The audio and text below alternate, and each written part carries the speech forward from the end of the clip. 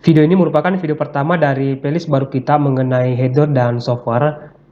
Dan target yang akan kita capai di playlist ini adalah merakit komputer, menginstal software, memahami konsep dual boot, dan menangani masalah umum yang terjadi pada komputer. Nah, tapi sebelum itu, ada beberapa video yang mungkin akan menjadi pemahaman dasar sebelum kita sampai ke semua materi tersebut. Jadi buat teman-teman yang ingin mengikuti playlist ini, khususnya yang ingin belajar merakit komputer, menginstal software, silakan merapat dan kita akan belajarnya secara pelan-pelan, ya. Dan materi pertama kita pada playlist ini yaitu mengenai sistem komputer. Nah, agar komputer bisa digunakan untuk mengolah data, maka harus berbentuk sistem komputer, agar data tersebut itu bisa menghasilkan informasi. Nah, elemen dari sistem komputer itu ada 3. Pertama ada yang namanya hardware, lalu ada yang namanya software, lalu ada yang namanya firmware. Nah, ketiga ini merupakan elemen dari sistem komputer. Pertama adalah hardware, perangkat keras komputer yang secara fisik terlihat dan dapat dipegang. Nah, hardware ini dibagi ke beberapa bagian. Pertama ada hardware yang berfungsi sebagai alat input.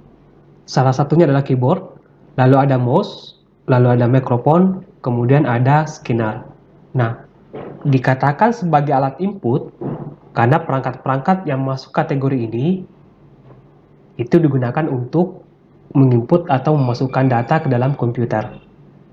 Lalu ada hardware yang berfungsi sebagai alat proses. Salah satunya adalah prosesor, lalu ada RAM, lalu ada motherboard, kemudian ada card interface. Nah, dikatakan alat proses karena perangkat-perangkat yang masuk kategori ini itu digunakan untuk memproses data yang diinput lewat perangkat input yang tadi.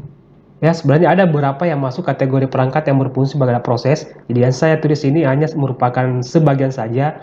Dan perangkat-perangkat ini nanti akan kita bahas lebih detail lagi ketika kita masuk di perakitan. Nah, setelah data itu diproses, maka ada lagi satu perangkat yang akan menangani ini, yaitu header yang berfungsi sebagai alat output. Ya, salah satunya adalah printer, lalu ada monitor, kemudian ada speaker.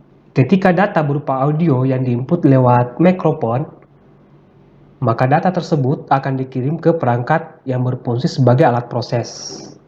Nah, setelah diproses, maka akan dikirim ke alat yang berfungsi sebagai alat output. Karena berupa audio, maka akan dikeluarkan sebagai informasi yang berhubungan dengan audio. Akan dikeluarkan lewat speaker. Kemudian ada juga perangkat yang berfungsi sebagai input dan output. Jadi perangkat ini selain dia bisa digunakan untuk perangkat input, dia juga bisa digunakan untuk perangkat output. Salah satunya adalah hard disk, lalu ada flash disk, kemudian ada CD atau DVD, kemudian ada disket. Ya, ini perangkat lama yang disket ya. Nah, selanjutnya elemen yang kedua itu software, perangkat lunak atau program yang berisi perintah untuk melaksanakan pengolahan data. Untuk software ini ada beberapa bagian. Pertama ada yang namanya sistem operasi, yang merupakan program dasar dari komputer. Jadi jika teman-teman pernah mendengar istilah install ulang atau clean install, maka yang pertama kali diinstal itu adalah sistem operasinya, yang merupakan fondasi dari sistem yang kita gunakan. Jadi kita tidak bisa menginstal aplikasi jika belum ada sistem operasi yang terinstal di dalam komputer kita. Nah, untuk sistem operasi ini ada beberapa ya, termasuk dari Microsoft ini ada Windows 10, lalu ada Windows 81, Windows 8, Windows 7, lalu dulunya dia namanya Windows XP. Bahkan sebelum itu masih banyak ya.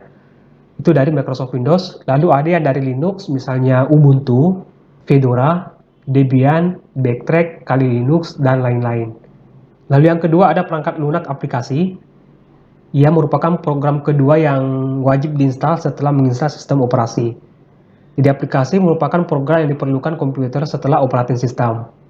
Fungsinya untuk melaksanakan suatu pekerjaan tertentu. Nah, aplikasi ini dia dibedakan berdasarkan fungsinya.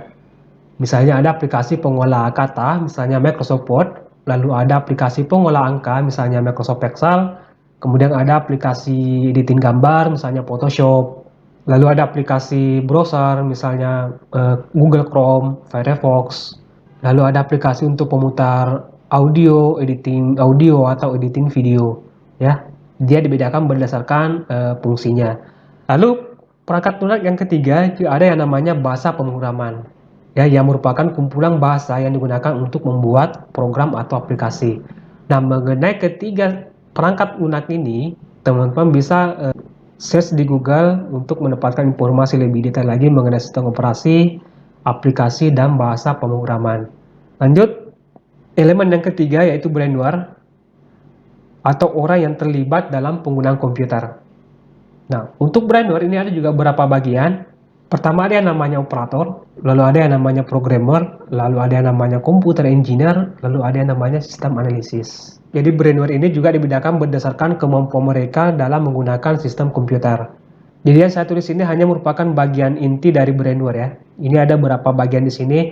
Misalnya operator ini bisa saja bertindak sebagai desain, editing video, editing gambar misalnya ya. Lalu ada computer engineer, ini bisa saja jadi teknisi laptop atau teknisi jaringan ya, dan lain-lain ya. Mengenai brainware, teman-teman bisa browsing lebih detail lagi mengenai pengguna dalam komputer ya. Nah, sekarang saya mau bertanya, di antara keempat pengguna komputer ini, kira-kira Anda masuk ke nomor berapa? Apakah operator, programmer, computer engineer, atau sistem analisis? Ya, jawabannya saya tunggu di kolom komentar di bawah video ini. Jadi, ketiga ini merupakan elemen dari sistem komputer yang harus saling berhubungan dan membentuk satu kesatuan. Hardware tanpa adanya software, maka tidak akan berfungsi sebagaimana mestinya. Hanya berupa benda mati saja, dan sedangkan hardware yang sudah didukung oleh software juga tidak akan berfungsi jika tidak ada brainware atau orang yang mengoperasikan perangkat tersebut. Baik, saya rasa cukup untuk video kali ini. Semoga bermanfaat dan sampai jumpa di video berikutnya.